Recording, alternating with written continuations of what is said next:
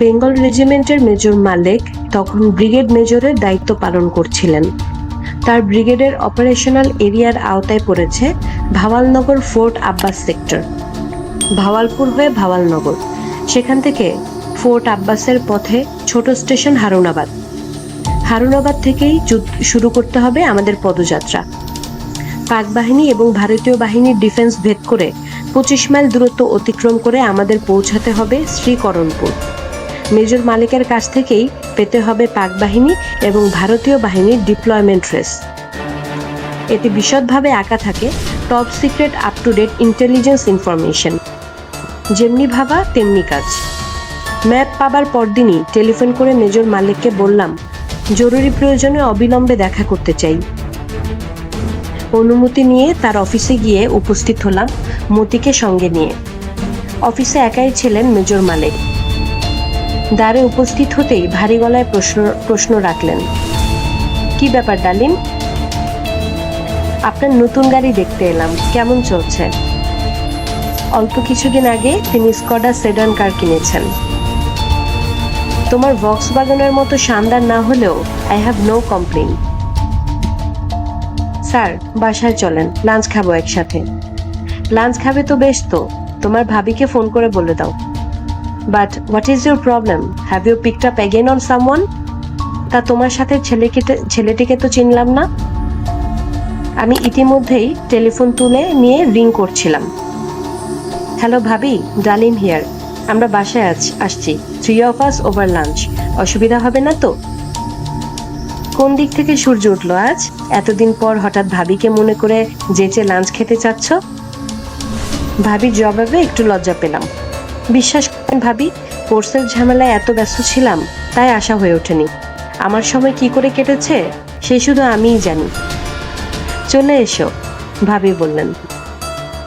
কথোপকথন শেষ করে রিসিভার নামিয়ে রেখে বললাম, all clear sir, at home front. ও হ্যাঁ, let me introduce lieutenant Moti from 3rd east Bengal, and Moti, this is major Malek from senior tiger. Moti major মালেকের সাথে হাত মিলিয়ে বলল, স্যার, আপনার সাথে আগে দেখা হয়নি, কিন্তু আপনার কথা অনেক শুনেছি। প্রাণখোলা উচ্ছল প্রকৃতির মেজর মালেক স্মিত হাসলেন। Moti is here for OWJTC. He has done pretty well in the course. বললাম আমি। You mean right away?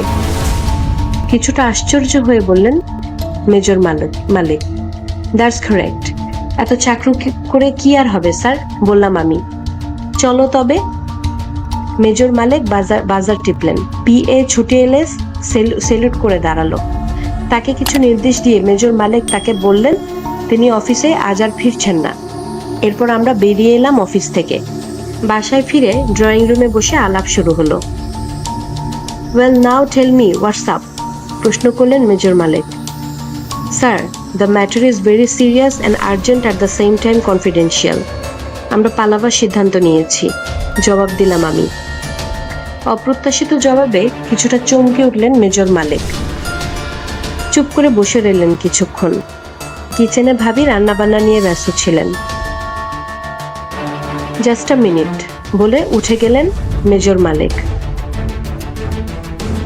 অল্পক্ষণ পর সিগারেট হাতে ফিরে এসে বললেন, কি জানো, my batman is not that reliable. তাই ব্যাটাকে পাঠিয়ে দিয়ে এলাম ক্যান্টিন থেকে সিগারেট আনতে। বুঝলাম আমার কথার গুরুত্ব উপলব্ধি করে তিনি প্রিকশন নেবার জন্যই এমনটি করেছেন। নাও দেন, আর ইউ শিওর? একরাশ প্রশ্ন তার চোখে। জি স্যার, এভাবে আর চাকরি করার কোনো মানে হয় না। নিজের প্রতি ঘৃণা বাড়ছে। আজ আমাদের মতো লোকের প্রয়োজন স্বাধীনতার সংগ্রামকে এগিয়ে নেবার জন্য। What do you think sir? প্রশ্ন রাখলাম আমি। Well, you may be right, কিন্তু সংগ্রাম সম্পর্কে কোনো সঠিক তথ্যই তো আমরা জানতে পারছি না। সে অসহায় অবস্থায় এ ধরনের পদক্ষেপ নেওয়াটা কি যুক্তিসঙ্গত হবে? Wouldn't it be two risky? পাল্টা প্রশ্ন রাখলেন মেজর মালিক। আপনার কথায় যুক্তি আছে, কিন্তু যেভাবে এখান থেকে জরুরি ভিত্তিতে রেইনফোর্সমেন্ট পাঠানো হচ্ছে আর পূর্ব পাকিস্তান থেকে লাশ আসছে, তাতে করে এতটুকু নিশ্চয় প্রমাণিত হয় যে সেখানে কিছু একটা ঘটছে। তদুপরি ইন্টারন্যাশনাল মিডিয়া কি সবটাই মিথ্যা প্রচার চালাচ্ছে বলে মনে করেন আপনি? জোরালো যুক্তি তুলে ধরলাম আমি। Well then, what can I do for you in this venture of yours? জানতে চাইলেন মেজর মালিক। আমরা হারুনাবাদ থেকে শ্রীকরণপুর পৌঁছার চেষ্টা করব। সব দিক বিবেচনা করে এ পথই সর্বোত্তম বলে বিবেচনা করছি আমরা। Your decision is right. চমন বর্ডার ছাড়া এটাই সবচেয়ে ভালো পথ নিঃসন্দেহে। এ পথে 2 থেকে 3 দিন সময় লাগবে। স্যার, আপনাকে অপারেশনাল ট্রেস করে দিতে হবে, অনুরোধ জানালাম আমি। Food has been served. Apron করা ভাবি ন্যাপকিনে হাত মুছতে মুছতে টেবিলে যাবার অনুরোধ জানালেন। ভাবির আগমনে পরিবেশটাকে হালকা করে দেবার জন্য হঠাৎ করে মেজর মালিক কথার মোড় ঘুরিয়ে দিয়ে বলে উঠলেন, এসো আগে পেট পুজো করা যাক, খালি পেটে ঠিকমতো চিন্তাও করা যায় না। সবাই গিয়ে টেবিলে বসলাম। বাচ্চারা সবাই স্কুলে। খাবার দেখে জিভে পানি এসে গেল। টাটকা মাছের বিভিন্ন ব্যঞ্জন। জিজ্ঞেস করলাম, ভাবি দ্য গ্রেট, এই জিনিসগুলো কোথা থেকে আমদানি করলেন? জবাবে ভাবি বললেন, ওরক থেকে আজ সকালেই আনিয়েছি। কোয়েটা শহর থেকে 15-20 কিলোমিটার দূরে ছোট্ট একটি সবুজ উপত্যকা ওরক। একটি পাহাড়ি ঝর্ণা বয়ে যাচ্ছে উপত্যকার ঠিক মাঝ দিয়ে। বিভিন্ন ফলের গাছগাছালিতে ছেয়ে আছে উপত্যকাটা। চারিদিকে ঘিরে আছে পাহাড়ের গায়ে চিরসবুজ বন। আকর্ষণীয় পিকনিক স্পট। সেই ঝর্ণাতেই ট্রাউট এবং অন্যান্য জাতের মাছ পাওয়া যায়। বাঙালিরা সুযোগ পেলেই মাছ আনায় ওরক থেকে। আমরা ব্যাচেলর বয়েজ প্রায় গাড়ি ভর্তি করে মাছ নিয়ে এসে ইচ্ছে মতো যে কোনোভাবেই শরণাপন্ন হই টাটকা মাছ ভাতের স্বাদ মেটাতে। হইচই করে তৃপ্তি মিটিয়ে খাওয়া শেষ করে আমরা আবার ড্রয়িং রুমে এসে বসলাম। খাবার সুযোগে সবকিছু ভেবে নিয়ে আমার অনুরোধের জবাবটা ঠিক করে নিয়েছিলেন মেজর মালিক। সোফায় বসে সিগারেটে একটা শুকটান দিয়ে মেজর মালিক বললেন, well, I admire your encourage. আমি নিশ্চয়ই তোমাদের সাথে সাহায্য করব, কিন্তু অনুরোধ, এ ব্যাপারটা আমার এবং তোমাদের মধ্যেই সীমাবদ্ধ থাকবে। Definitely sir, we give you our words. আমি জবাব দিলাম, আমরা জোগাড় করেছি। মেজর মালিক জিজ্ঞাসা দৃষ্টি মেলে তাকাতেই তাড়াতাড়ি বললাম, not from a regiment, from elsewhere. স্বস্তির নিঃশ্বাস ফেলে হাফ ছেড়ে যেন বাঁচলেন মেজর মালিক।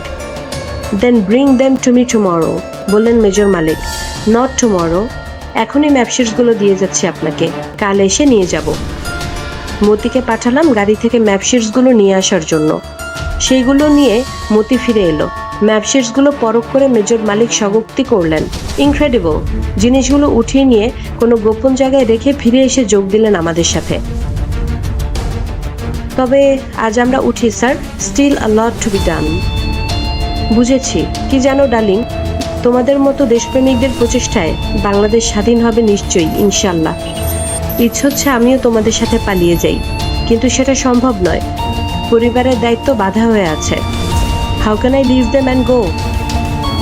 ভারী গম্ভীর গলায় কথাগুলো বলছিলেন মেজর মালিক। আপনি ঠিকই বলেছেন স্যার, কিন্তু আমাদের সাহায্য করে আপনি তো কম অবদান রাখলেন না স্যার। সেভাবে বিচার করলে আপনিও তো একজন মুক্তিযোদ্ধা। আমরা বেঁচে থাকলে আপনার এই অবদানের কথা দেশবাসী জানবে। বিশ্বাস করেন স্যার, আপনি একমাত্র সিনিয়র অফিসার যার কাছ থেকে আন্তরিকতা, সহানুভূতি এবং সহযোগিতা পেলাম। বাকি সবাইকে চেনা হয়ে গেছে। অল আর পেপার টাইগার্স। তারা ভীতু, স্বার্থপর। মুখে মুখেই সব বাঙালি, এর বেশ কিছু নয়।